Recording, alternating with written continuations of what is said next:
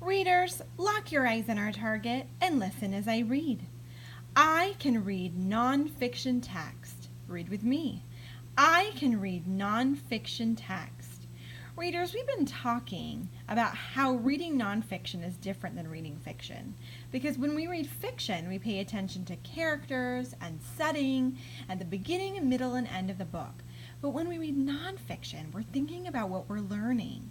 And so it's really important that we do these things when we read nonfiction.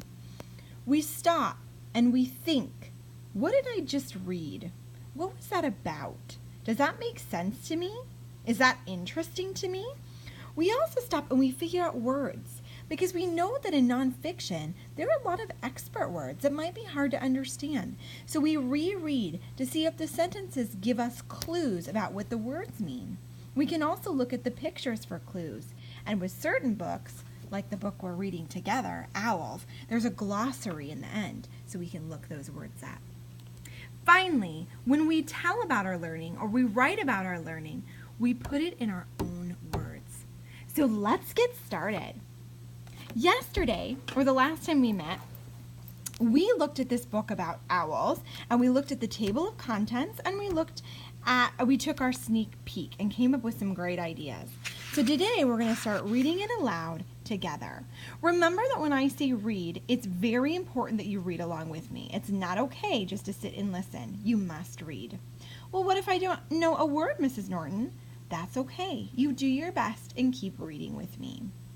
I am looking to give lots of points for following that direction and making me happy. Now, readers, sometimes I will say pause or stop.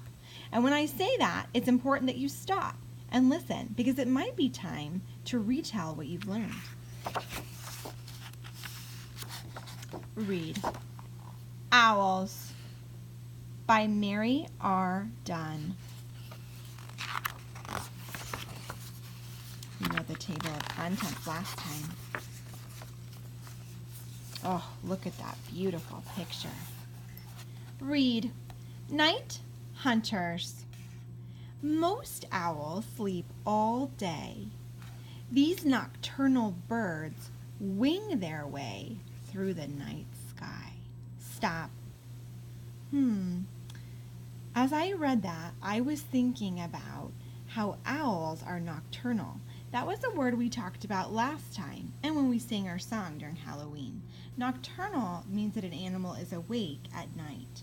And if most owls are sleeping during the day, then it must mean they're hunting at night. All that thinking I did helped me understand better. This must be why it's dark. It must be night that the owl is out hunting. Cute! Oh, look, here's a map. I always like to look at the map, see how it's going to match the words. So in our key, it says where owls live.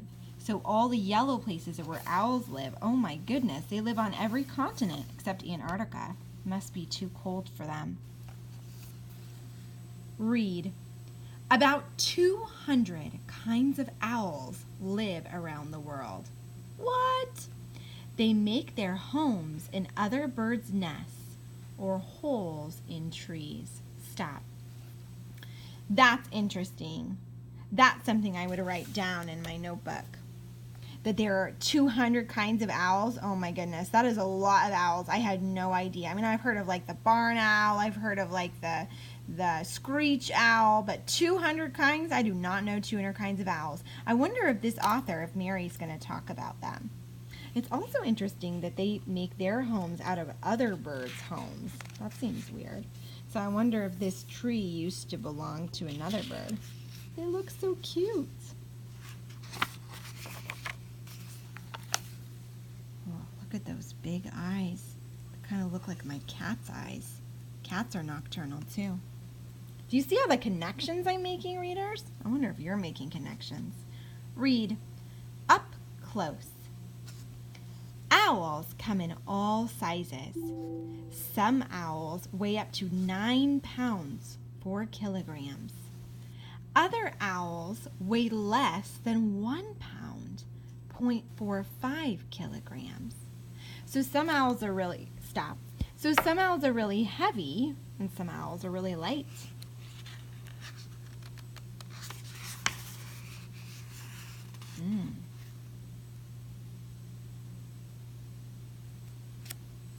Read.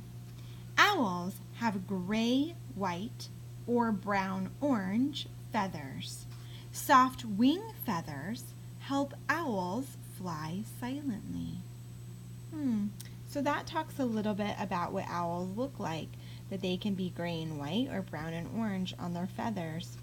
It also sounds like their feathers are soft, so they can be quiet. Readers, at this point, we're going to pause, and you're going to turn and talk in your own words using our same turn and talk sentence starter as last time. So far, I've learned. Turn and talk.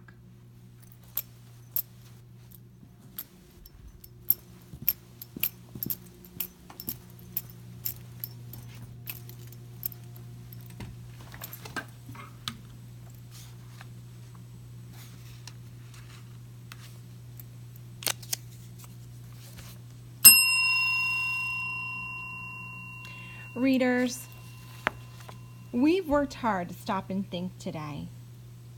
We haven't had many words to figure out yet. And you've put your learning in your own words by using the sentence starter, so far I've learned.